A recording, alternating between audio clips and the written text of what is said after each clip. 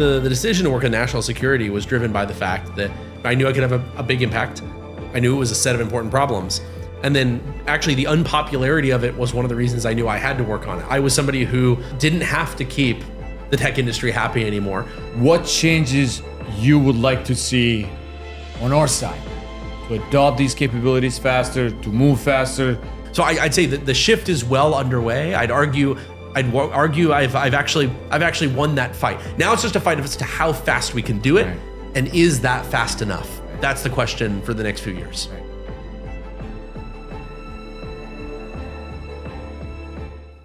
Hi, welcome back to Memos to the President. I'm Eli with the Special Competitive Studies Project. It's an honor to have Palmer Luckey from Anduril today to talk about some of the critical things that they're doing in the defense space. Palmer, welcome. Of course, thanks for having me. I wanted to go back to 2017. Sure. You had multiple paths ahead of you. You were a successful entrepreneur, great technology leader, great inventor. But in 2017, when this was not popular and cool, you decided to go to a different path. You decided to put your resources, your attention, and your time to help our defense industry. Well, for people who aren't familiar, the reason that I was looking for something new is because I had been fired from my previous company. So I started a company called Oculus VR when I was a teenager, sold that to Facebook, was there working on virtual reality for a few years, and then was fired in 2017 after I gave $9,000 to a political group you probably shouldn't give money to if you live in San Francisco. And the decision to work on national security was driven by the fact that it was something that I knew I could have a big impact. I knew it was a set of important problems. And then actually the unpopularity of it was one of the reasons I knew I had to work on it. I was somebody who didn't have to keep the tech industry happy anymore. I think that there was a very similar dynamic with Eric Schmidt, where he had kind of exited his day-to-day tech industry roles and wanted to work on national security problems. And I knew that there was a lot of smart people who agreed that we needed better people in this space, but because of the radical political climate of the time, especially, felt like they couldn't without ruining their ability to work on technology in the future. So I felt like it was something that I had to work on, given that I was in a position to do something and didn't have to keep anyone happy. Everyone already hated me. But what were the challenges in 2017 you identified that you thought, our country needs help in X or Y areas? It wasn't even any particular area. It's just it's across the board. When I started Anduril, we didn't have one technology picked out as the thing that was the first product that we were going to build. We knew it was going to be built on autonomy, and we knew AI was about to start working, which was controversial topic or opinion at the time anyway. Anduril Industries, the acronym is AI for a reason. Right. But we didn't even talk about our company being an AI company, because back in 2017, AI was still seen as this forever future technology, like fusion. We were talking about AI winters and all those things. Exactly. Everyone thought it was something that was always in the future, never in the present. So you couldn't talk about it, even though clearly I believed in it. But there wasn't a particular problem that drew me in so much as the big picture. The big picture is that the United States was at the tail end of a 30-year period of not having its most innovative technology companies work on military problems. Basically, post-Cold War, many companies exited for financial reasons. And then they were repelled by their increasing involvement with U.S. adversaries like China. By the time you get into the 20-teens, you have most of our innovative technology companies like Google, like Facebook, like Apple, hugely dependent on China, looking to China to be their next major financial, not just manufacturing market, but consumer market.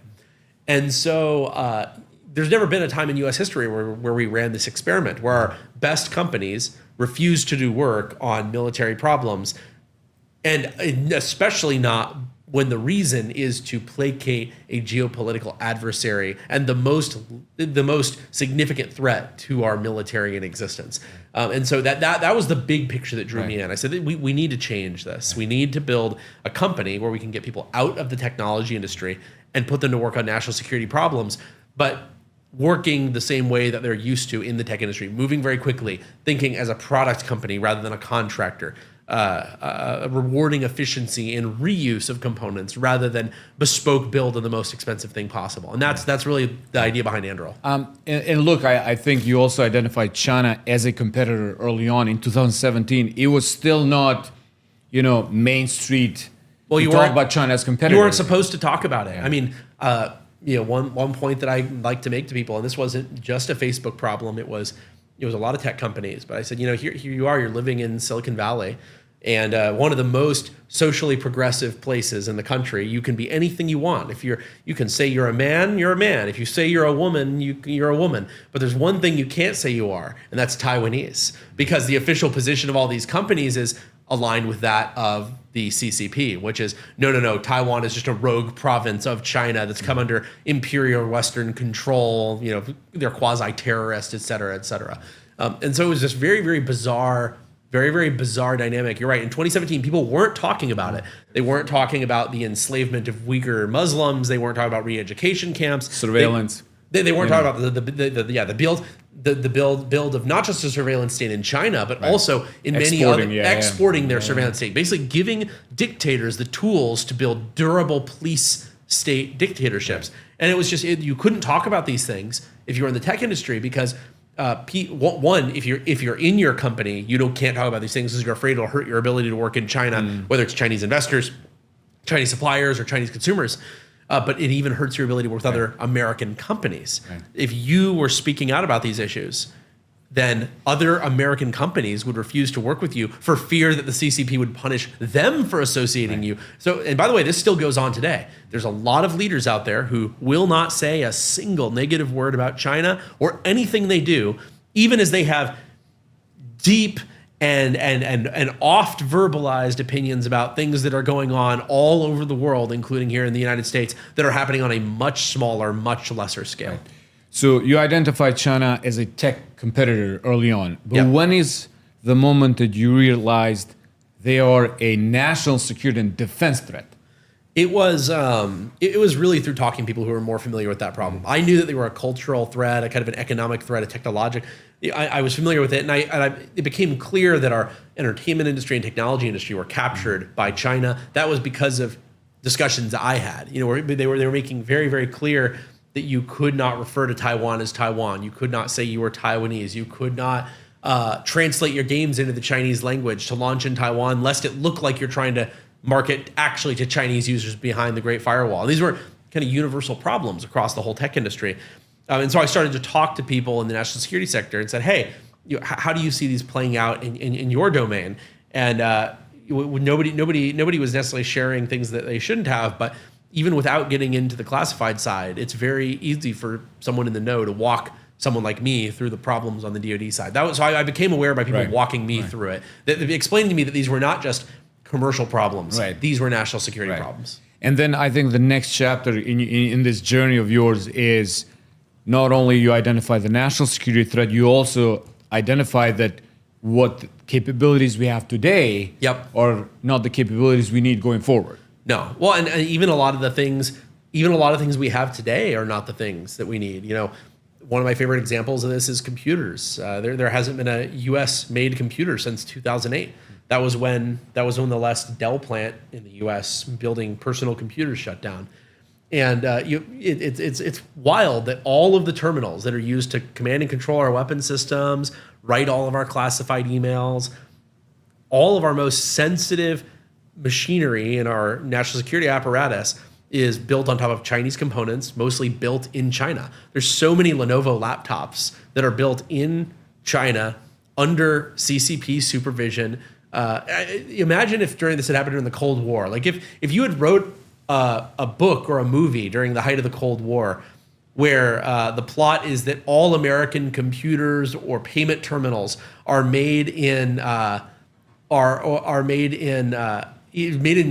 Moscow by the Soviet Union under Kremlin supervision, you'd be like, no, that's impossible. It wouldn't even be believable as fiction. Right. And that's the situation we're in today. So you're right, it's the future items that we need to worry about. But even the today items, I mean, you have an entire military apparatus that is fundamentally built on Chinese components, Chinese supply chain. And if they turned it all off, it all grind to a halt the moment that our stuff couldn't be replaced. And by the way, this is another reason that non-repairable computers, phones, everything else are actually a strategic danger to the United States. By putting us on this treadmill where phones are disposable, you make it where China could turn off supply and we wouldn't have any working phones within a few years. Right. I don't think that's an accident. I really do believe that the Chinese government has been careful to kind of lead industry trends in a way that makes people more dependent on them continuously, knowing that they can't ever really get off that treadmill without it being very painful. Right.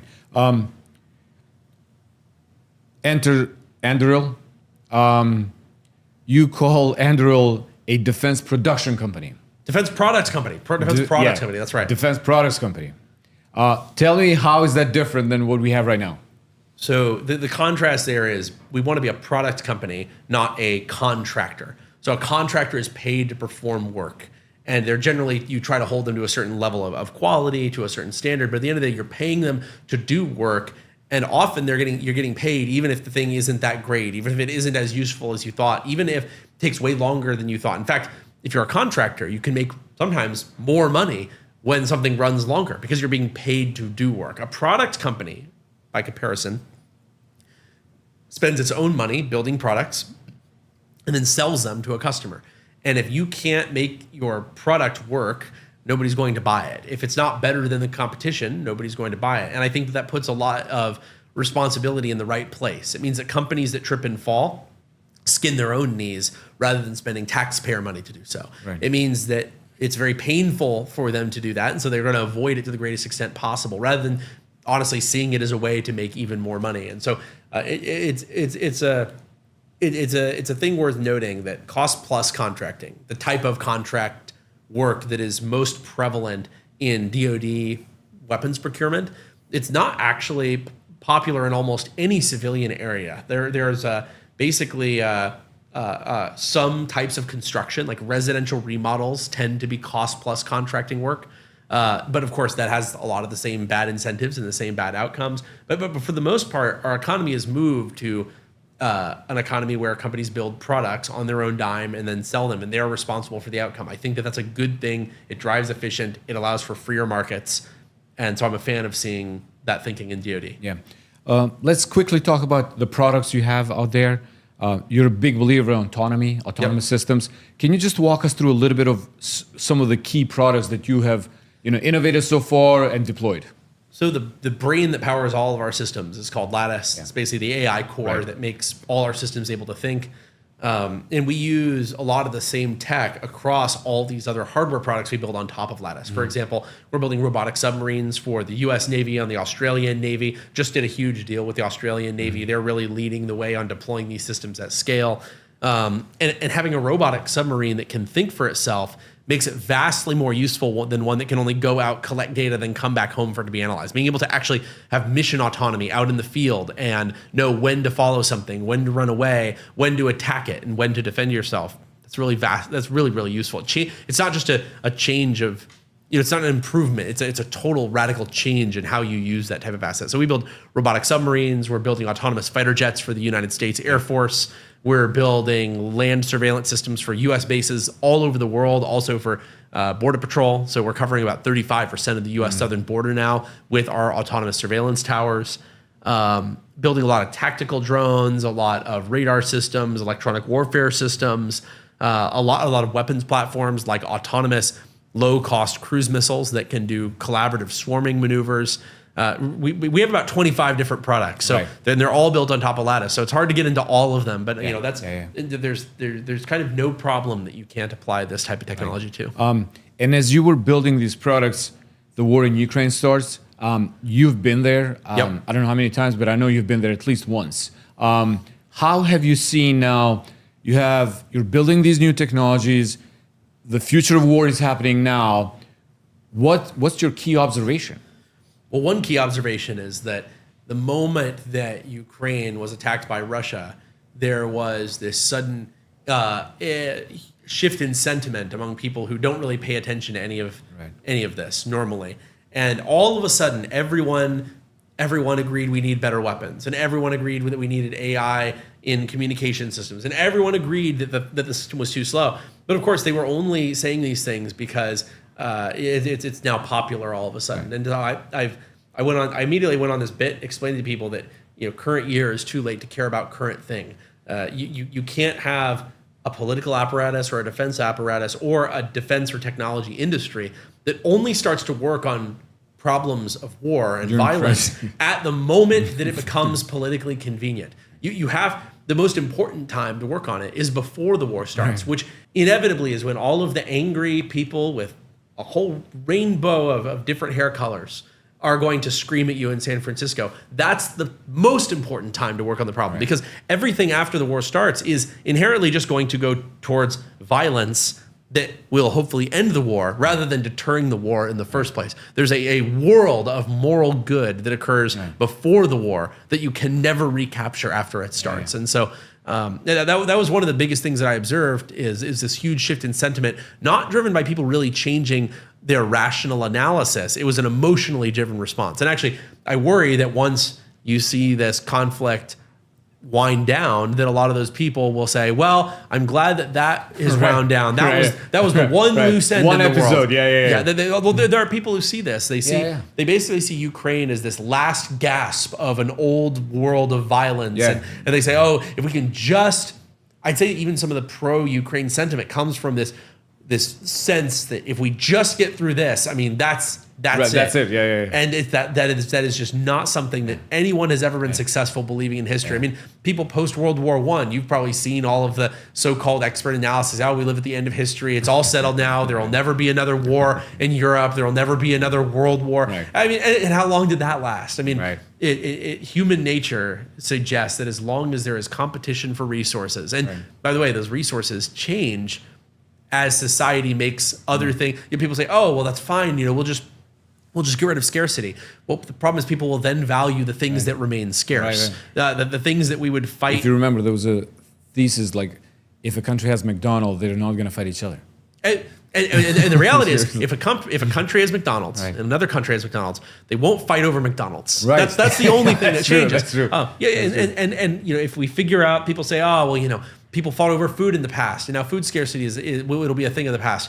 Okay, well, that means the scarcity will be somewhere else. And until there is universal lack of scarcity in the things that humans value, there will probably be competition that is backed up by violence. It's just it is an unfortunate reality. And so long you have authoritarian regimes too. I mean, the chances of or the likelihood of war goes even higher. Well, and some of the especially authoritarian regimes, because for what all criticisms people may have of democracies or even corporatocracies, they are generally not going to engage in the type of irrational behavior that a dictatorship can have driven by one person. If Putin makes a bad decision about who to invade or what to do, well, that's his decision. You need one irrational actor, and this is the other problem. You say, "Oh, it's irrational for China, to start a world war." They don't actually want to, but you have to remember that that presumes kind of a set of Western norms. That's what I say. The same thing. Yeah, we assume they're rational actors to begin with, and I agree. And we also assume that people value the same things that we do. The reality is, China does not value life as highly, and there's people who think I'm being some kind of xenophobic. And we see that with Russia right now. We see it in Russia throwing away lives, and people say, "Palmer, how can you say that they care about our people just like we do?" I say, no, they clearly do not. The political calculus is different. If in the United States we were losing 7,000 men a week, I mean, it would be the political end of any politician who supported that for even elections 1 week, overnight, much less years. And instead, we've seen his approval go up. It's because, as a culture, they value life not nearly so highly as the United States. Same thing in China. You can look at this in insurance payouts. You can look at how they handle in injury and disability. You can look at how they handle factory safety. They value economic factors over life and certainly over liberty. And so the thing people don't realize is, okay, if you've got someone who doesn't really value life nearly so highly, and they may, I don't think that she values economic productivity as the end. It's a means to an end, which is the reunification of China for the first time in 3,000 years. And that's a mentality people can't grasp. Well, why would he start a war? That would destroy his economy. I say, no. It will reduce a component of his economy for a time, but also he doesn't care. But for historical reasons, it would put him in history books. Yeah, he is not worried about a few years of problems. And it's just a very, very different value system, and people have not internalized that. I agree with you. I've seen you talk about killer robot, lethal autonomous weapon systems, and you have a really clear view. And I would argue, you're spot on about this. Can you elaborate your position on this? Sure. I mean, you know my position. I'm a fan of killer robots. I think that lethality and really anything to do with loss of life is so ethically fraught a area that you have to apply the best technology to it. And like, even without taking a position as to whether it's autonomy or not, the real question is, should you apply the best technology so that you have the highest level of precision, the lowest level of collateral damage. The highest level of discrimination between combat and non-combat. Exactly. And so the question isn't should AI be involved or not. It's should you be able to engage in warfare as ethically as possible using every tool at your disposal. Then there's a separate question as to whether or AI is or is not the most effective way. I happen to believe that, but you'll find that many of the people who say they don't want AI in warfare, they don't disagree that it will make it more precise or more discriminatory. They really just don't like weapons at all. They basically use let's not have AI weapons as a proxy for their real argument, which is I think that we should be armed with sticks and stones and water balloons. And you kind of have to get to the core of this. You say, well, look, should a sea mine be able to tell the difference between a fishing boat and a warship?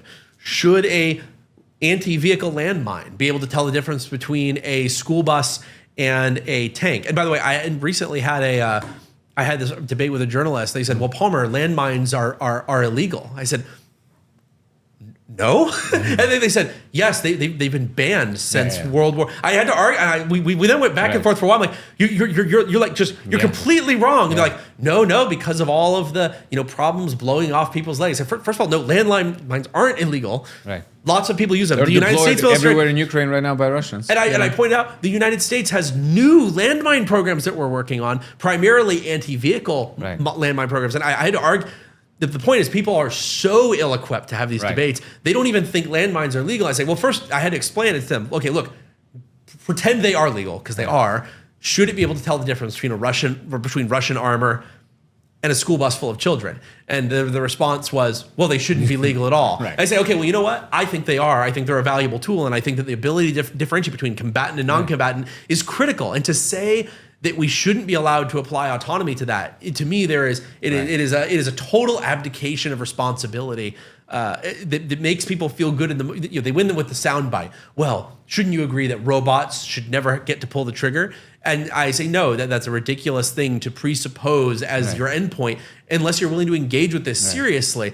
And anyone who engages with this seriously, I think, cannot come to the conclusion that we should have weapons, yet not have them be as discerning and precise as possible. And we've had autonomous systems. I mean, it's not the first time we're entering this phase in warfare. The other debate is, is this opening Pandora's box? And my point is, well, no, we're just using different types of autonomy to be even more precise. The idea of weapons that act on intent of the operator, but then perform the actual killing action themselves without human intervention or direct supervision, that's a decades-old idea, even with modern weapon systems. But I've actually argued that autonomous weapons go back thousands of years. The first guy to build a pit trap that lets people walk over it and then lets a horse fall through built an autonomous weapon system capable of discriminating between targets and acting on one but not the other to affect a particular battlefield outcome. And you can say, well, but that's not AI, Palmer. Choosing certain thickness of branches for your pit cover is not autonomy. I'd say no, it is exactly the same idea, just implemented using the technology of the time. Exactly. And I'm sure there will be future things that we do that are even beyond autonomy that allow us to measure the world and act on it. Fascinating, Paul. My last question is, what changes you would like to see on our side to adopt these capabilities faster, to move faster? 2027 is around the corner. We are in the middle, like almost at the end of 25. And we've been debating these issues for, you started Anduril in 2017. So you'll almost had your company for 10 years. And we're still debating the same issues. We are debating the same issues to some degree, but on the other hand, Anduril is doing quite well. Right. We're penetrating systems that people said we would never be able to compete with. Our first page of our first pitch deck said to investors said, Anduril will save taxpayers hundreds of billions of dollars a year by making tens of billions of dollars a year. And we're doing it. We're not quite to tens of billions of dollars a year yet, but we are selling systems that are replacing legacy systems that cost 100 times or more. And so I guess big picture, I'm actually not too cynical. I agree. There's still parts here and there that we haven't been able to get done. But like the U.S. Air Force has announced that they're moving to autonomous fighters as their primary procurement. Going forward, there's going to be more autonomous fighters than manned fighters. And that's this generation. That's not like someday. It's the aircraft being funded right now. They plan on having more autonomous aircraft than manned aircraft. So I'd say that the shift is well underway. I'd argue I've actually won that fight. Now it's just a fight as to how fast we can do it, and is that fast enough? That's the question for the next few years. Right. Palmer Luckey, thank you so much for coming by. Truly appreciate it. I could go on forever with this conversation because it's a lot of fun. But again, thank you so much for coming by SASP. Truly an honor to have you. And best of luck to Anduril. Thank you. Hopefully aliens invade so we can fight them instead with the Chinese. Thank you.